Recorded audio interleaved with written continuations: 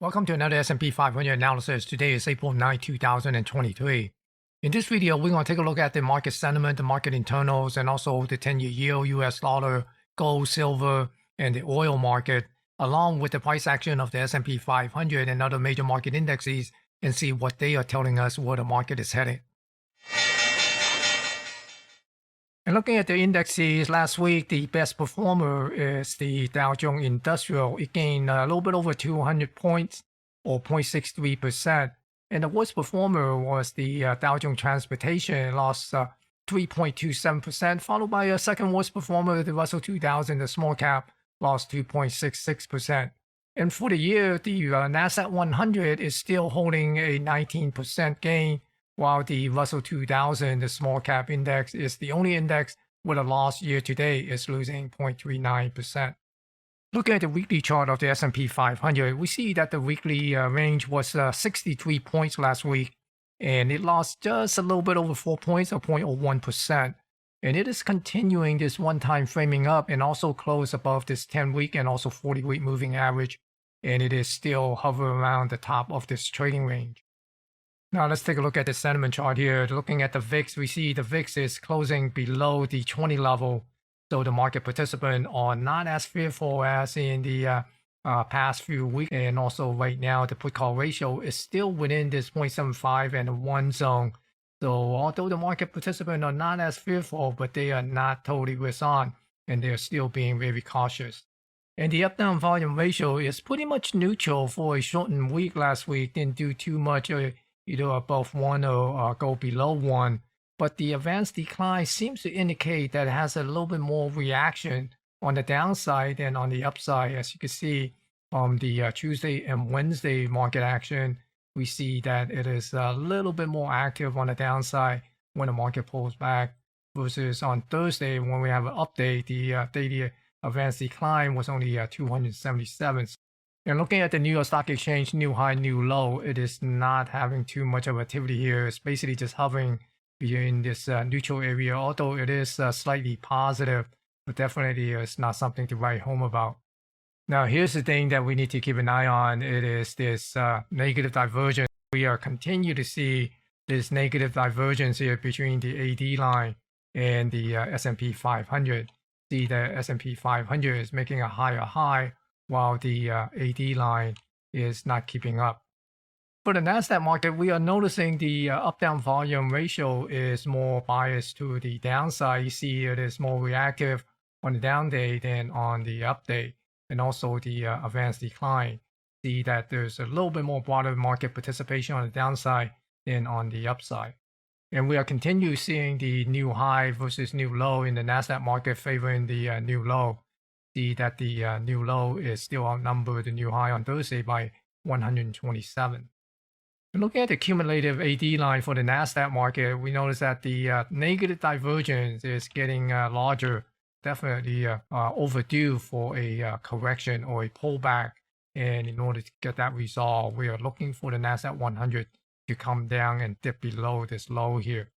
If you are new to this channel and would like to continue to watch these videos from me, then subscribe to this channel. And if you find the content in this video to be useful and informative, be sure to smash the thumbs up to give it a like and to help promote this video on YouTube. And just a reminder to all subscribers, it is important for you to turn on the notification in order to be notified when I have uploaded a new video. My channel is considered as a small channel, and YouTube algorithm does not show my video on the homepage or come up on a search as often as other larger channels unless it gets a lot of views. So to make sure that you are aware that I have uploaded a new video, it's best to turn on the notification, and YouTube will send you a notification after I have released a new video. Looking at the US dollar, I'm looking for the possibility of breaking this trend line and come up to test this 103 area. And looking at the dollar future, I'm basically looking for it to possibly come up to this 102.40. And this is where this low volume zone is. Or if it comes down, then I'm looking for the possibility of having this 101.35 area as potential support. And for the 10-year yield, either it's going to come down to this 3.16 area or pop back up to this 3.4 level. That's basically what I'm looking for the coming week. Oil bounced off from this 64.50 area and popped back up above the 80 level. And right now, basically looking to see would it be able to come up to this 82, 84 area, or would it come back and back test this 72 zone here. Silver right now is bumping up against this trend line here. So I'm watching to see would it be able to break above this trend line and come up to this composite point of control near the 27 area.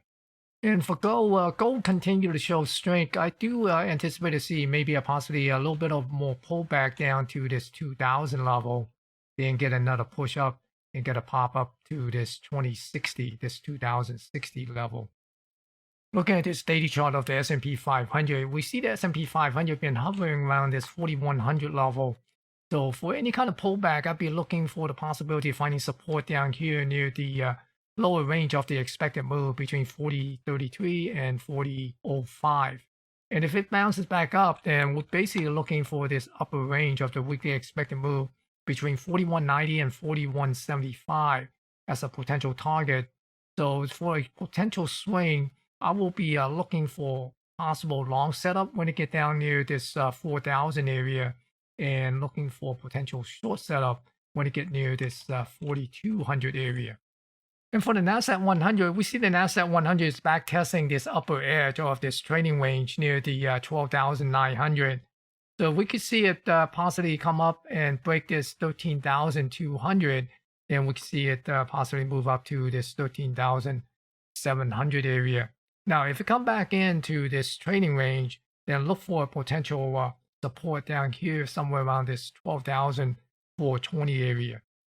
For the Russell 2000, I'm basically looking for a continuation of retracing back down to 1640 area.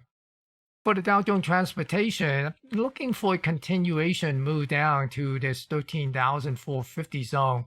And the ultimate target will be down here near the 12,750, this lower edge of this consolidation area here. For the Dow Jones Industrial, basically looking for a little bit of a more continuation on the upside, possibly get up to this 34,000 and 34,300 area, this zone here near the upper edge of this consolidation area.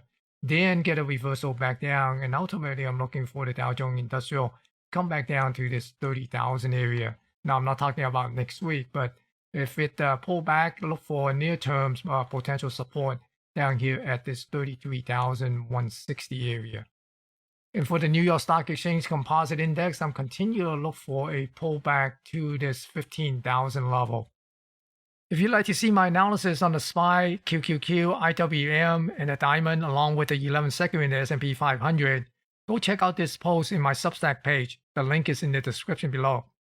So in summary, although the market participants are showing less fear, but they are still not totally risk off. They are continuing to be cautious.